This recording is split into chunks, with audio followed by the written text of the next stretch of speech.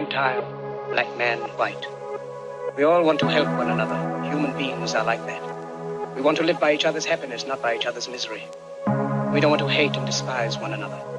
In this world there's room for everyone, and the good earth is rich.